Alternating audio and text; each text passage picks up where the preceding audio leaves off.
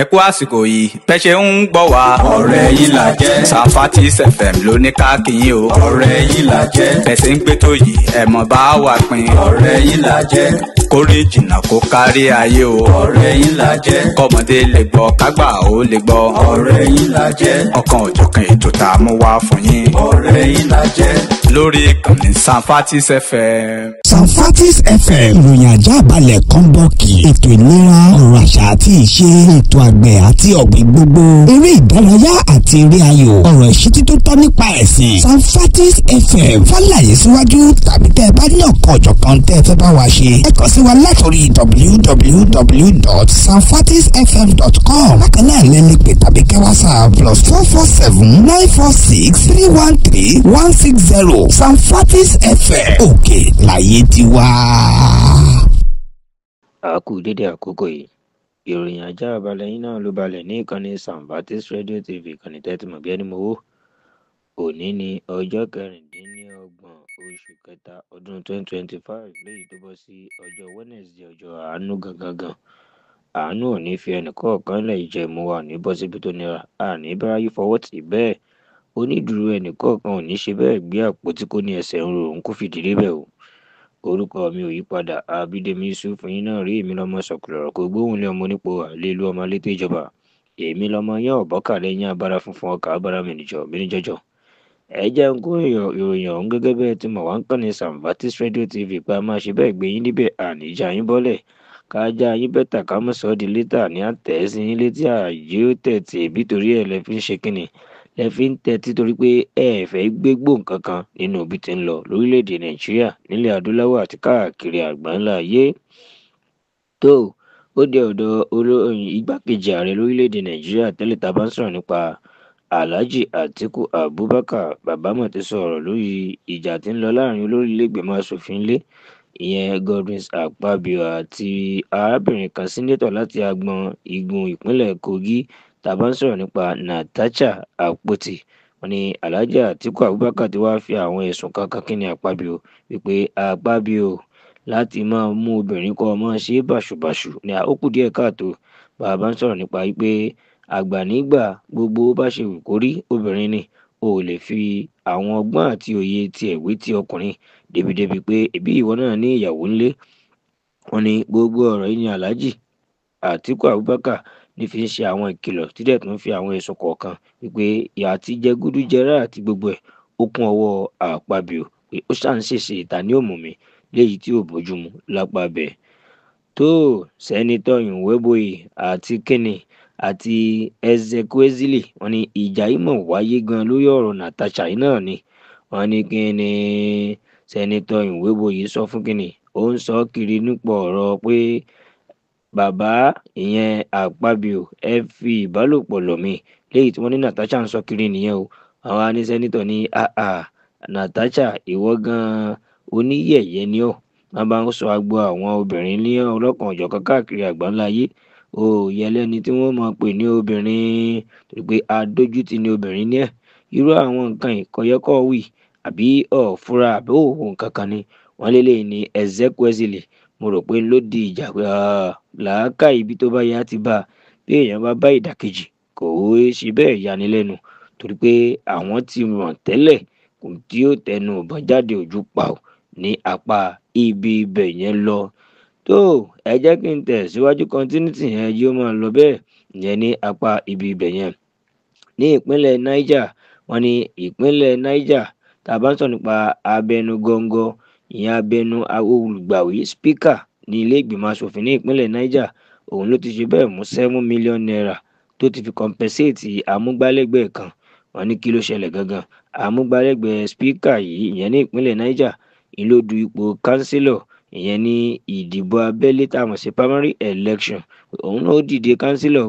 Wọ́n ní bẹ́ẹ̀ ni councillor ọ̀hún ni ò ti ká nǹkan kan pé gbogbo tí ń ká kò ju kíni kéèyàn mọ́ ká ní àtẹ̀ káàkiri kò rí nǹkan kan ká torí pé kò wọlé ó fìdí rẹmi. Wọ́n lélẹ̀ wá ní ẹni tó jẹ́ ọ̀gá rẹ̀ yẹn speaker abẹnugangan lẹ́gbìmọ̀ asòfin ìpínlẹ̀ Niger wípútọ̀ ìwọ pa bọ́ọ̀ bá jọba ọ̀ ṣe jẹba 7 million naira rèé kọ́ fi ṣọ̀wọ́n àdìjà rẹ̀. Lẹ́yìn ẹ̀ wọ́n ní ó tún fún àwọn aspirant ìyẹn àwọn olùdúpọ̀ díje councillor kọ̀ọ̀kan táwọn náà jábọ́ bẹ́ẹ̀ tọ̀ ẹ gbọ́ 6 million rèé kẹ́yìn náà fi ṣe ọ̀run àdìjà yín lápá ibẹ̀ káàṣì ni o wọ́n ṣe transfer o káàṣì gidi ni spíkà gbé kalẹ̀ nípínlẹ̀ Niger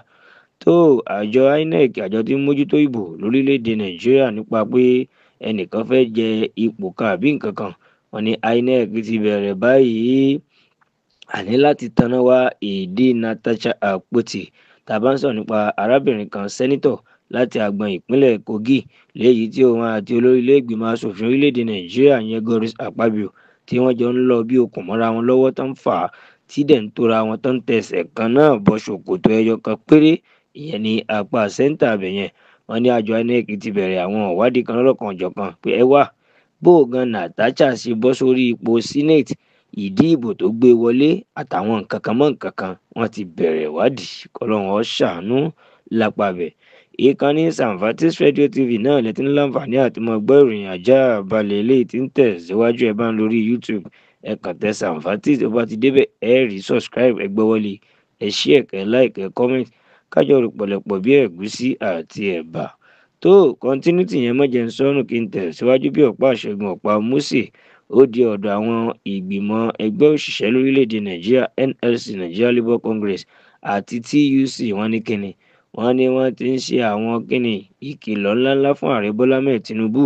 lórí state of emergency eléyìí tí bàbá declare ní ìpínlẹ̀ Rivers wọ́n ní àwọn ìgbìmọ̀ òṣìṣẹ́ yìí lọ́lọ́kan ọ̀jọ̀kan ni wọ́n sọ fún Tinubu pé tó ààrẹ ẹ tètè wá nǹkan ṣe sí ti ń lọ nípínlẹ̀ Rivers kí nǹkan ó máa lọ bó ṣe ń lọ tẹ́lẹ̀ state of emergency àwọn ọ̀faramọ́ lápá ibi ibẹ̀ àìjẹ́ bẹ́ẹ̀ á dàṣẹ́lẹ̀ pé á dẹ̀ ṣe kíni á ṣe ìfẹ̀hónúhàn tí ó ní agbára gan gẹ́gẹ́ bí àwọn ìgbìmọ̀ yìí ṣe ń sọ fún ààrẹ Bọ́lá Ahmed Tinubu lápá ibi ibẹ̀ yẹn arábìnrin kan rèé ni wọ́n ti yọ nínú omi adágún nílùú Èkó ní ìpínlẹ̀ Èkó ní Third Bridge ńlọmọbìnrin kan mọ̀ ṣe bẹ́ẹ̀ ló fò láti orí bíríìjì ló dẹ̀ bẹ́ẹ̀lẹ̀ ju àlàyé ti sú òun o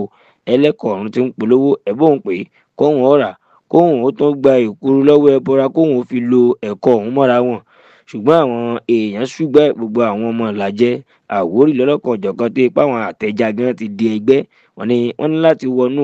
omi adágún yìí wọ́n yọ ọmọbìnrin wọ́n yọ bọ́ta o tí wọ́n dẹ̀ ń fi ọ̀rọ̀ pò nífun pọ̀ pé mọ̀mọ́ kí lẹ rí lọ́bẹ̀ tẹ́ fi gaaru ọwọ́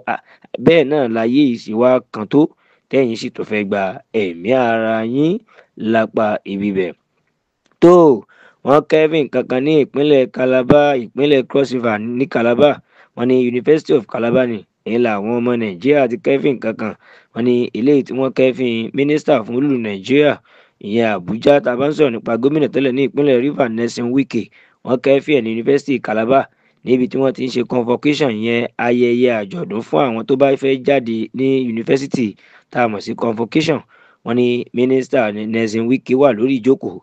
àti adájọ́ láti ilé ẹjọ́ Supreme eléyìí tí wọ́n ní ń bẹ láàrin ìdájọ́ Wike àti Fubara tó jẹ́ gómìnà ìpínlẹ̀ Rivers tí ẹjọ́ ìpínlẹ̀ Rivers gan ń bẹ ní ọ̀dọ̀ ẹ̀ tí ń sùn tí ò tí ì ríro wọ́n ní wọ́n kẹ́fìn adájọ́ òun àti mínísítà fún olúùlú Nàìjíríà Nyesom Wike bẹ́ẹ̀ bá dẹ́gbà wípé Wike àti Fubara ni wọ́n jọ ń fà á bíi wàhálà bíi okùn lélẹ̀ tó fa state of emergency ní ìpínlẹ̀ Rivers tí ààrẹ Bọ́lá Ahmed Tinubu declare lápá ibi ibẹ̀ yẹn ẹ wò ó ọ̀rọ̀ ń sọ̀rọ̀ ẹ̀ bẹ́ẹ̀ ni ẹ̀kọ́ ń fojú mú wọn torí pé gbogbo ẹ̀ ju gbogbo ẹ̀ àwọn èèyàn ti ń ní ìfura pé ṣé pẹ́ ní juni lọ́ ti ń juni nù nípa ìjà Wike àti Fubara. Sẹ́nitọ́ Abdul-Ningi láti ìpínlẹ̀ Ebo láti Bauchi ló mọ̀ ti ṣe bẹ́ẹ̀ ló ti ṣe tẹ́nìkan òṣèré wọn ni Sẹ́nitọ́ Abdul-Ningi bàbá ló wọnú àárín ìjà ní Bauchi nídẹ̀ ń fún àwọn èèyàn ní owó 1,000 naira anybody wọn ní gbogbo constituency ni bàbá ń wọ̀ ọ̀yá ìwọ gba 1,000 tí gba 1,000 ní há fáwọn èèyàn kí ló fa ọ̀rọ̀ yìí wọn lẹ́nu ọjọ́ mẹ́ta ni ọmọ bíbí Bọ́lá Ahmed Tinubu bàbá ń sọ̀rọ̀ nípa Ṣèyí Tinubu ló lọ sí ìlú Bauchi nílọ ń pín oúnjẹ ráìsì àtàtà díndín tán ti dín sí orí ráìsì ọ̀hún àtẹ̀yìn wọn ni wọ́n dé nínú òkè wọn à ń pín ń gbé fáwọn èèyàn wọn lélẹ́yìí ló bí ọmọ gómìnà ìpínlẹ̀ Bauchi ó bí nínú wípé ṣé kí ni Ṣèyí Tinubu ń fi àwọn pé elébi ló pe ará Bauchi ni láti máa wá láti ìlú Èkó wá máa pín ráìsì àti ẹyin ráìsì sísè nínú kétékèwé fún àwọn táwọn ó jẹ di ọjọ́ ikú àwọn lèyí ni àbí ọjọ́ iwájú àwọn làwọn ti ń jẹ yìí. Kí ni ìtumọ̀ èyí? Wọ́n ní ọmọ gómìnà ìpínlẹ̀ Bauchi ní sọ bẹ́ẹ̀ lẹ́yìn ọjọ́ bíi mélòó lẹ́yìn ẹ̀ ní sẹ́nitọ́ Abdul-Nigi bàbá bọ́ sí àárín ìjà ní constituency ẹ̀ nídẹ̀ bẹ̀rẹ̀ sí ń pín owó 1000 fáwọn èèyàn pé ẹ mọ́ jẹ̀rẹsì ṣe é gbọ́ owó rẹ̀ kúkúṣì ẹgbà àbí ẹ bá ti jẹ̀rẹsì ẹ fowó ìkẹ́ fi ra pure water bottle water kó lè sẹ́ndẹ̀rẹ́mẹ́ndẹ̀ lápá bẹ̀. tó wọ́n ní adájọ́ kan ti withdraw ẹjọ́ adájọ́ tí ẹjọ́ Natasha àti Akpabio ń bẹ ní ọ̀dọ̀ ẹ̀ petition yìí wọ́n ló ti jáwọ́ pé òun ò ṣe o. Mo rò pé ọwọ́ ti kan ọwọ́ ẹsẹ̀ ti kan ẹsẹ̀ wọ́n ti jí ó yé pé kìí ṣe ẹrù ẹ̀ ìyẹn àtàrí àjànàkú tí ìṣẹ̀rù ọmọdé. Wọ́n ní adájọ́ tí ń bẹ nídìí ẹjọ́ Natasha Akpoti àti Godson Akpabio lórí ẹ̀fẹ́ bámilòpọ̀ tí ń jà rìnrìn àti àwọn ìwà àbàjẹ́. Wọ́n ládájọ́ ní òun ò dá ẹjọ́ mọ́ òun ti yọ ọwọ́ òun. tó àwọn agbófinró àtàwọn ọmọ ológun ọwọ́ wọn ti tẹ àwọn ọ̀daràn kan eléyìí tí wọ́n ní wọ́n kó ìbọn wọ orílẹ̀-èdè Nàìjíríà kódà ọta àbọn wọn kó sínú kẹ́ẹ̀gì epo pupa ni. Wọ́n ní inú kẹ́ẹ̀gì náà kó sí wọ́n da epo mọ́ tí ẹ lè fura pé ọta àbọn ló kún bẹ́ẹ̀ o. Wọ́n ní ọta àbọn yìí pọ̀ débi pé wọ́n rí kàtà wọ́n wá mọ bó ṣe sín ìbọn náà. Wọ́n ní wọ́n fẹ́ gbé e wọlé ṣùgbọ́n ọwọ́ ti tẹ̀ wọ́n. Wọ́n ní wọ́n pọ̀ èrò yapa tí wọ́n mú àwọn 2,000 èèyàn Boko Haram àbí ká ní bandit alọ́kóló ń kígbe òkú mìíràn dà sílé ẹṣin. Àwọn èyí tí wọlé tí ìyá bú ẹkún tí bàbá sáré kíjokíjo. Wọ́n ní àwọn bandit Boko Haram Ọlọ́run ló tún yọ wá lápá bíi ni wọ́n ń lọ bí 2000 eléyìí tí wọ́n gbámú léyìí tí wọ́n ní kíni àwọn ṣẹ̀ṣẹ̀ fẹ́ lọ ṣọṣẹ́ lórílẹ̀‐èdè Nàìjíríà ni. Olùdélé ọmọ ológun tó ń délé gẹ́gẹ́ bí gómìnà ní ìpínlẹ̀ Rivers tá bá sọ̀rọ̀ nípa Ibok Ete. Wọ́n ní Ibok Ete ti bẹ̀rẹ̀ sí ṣiṣẹ́ ní wàràǹṣeṣà ní ìpínlẹ̀ Rivers ní kété tí bàbá bẹ̀rẹ̀ iṣẹ́ ní àná níyẹn ní ọ̀fíṣà gbé gbọ̀ngbọ̀ngbọ̀ngbọ̀n àyìn àyà àjẹta Monday. Wọ́n ní ìbọn ti àpọ́ìntì Ibibia Worika. Wọ́n ní arákùnrin kan tí ń jẹ́ Ibibia Worika ìyẹn ni bàbá àpọ́ìntì gẹ́gẹ́ bí SSG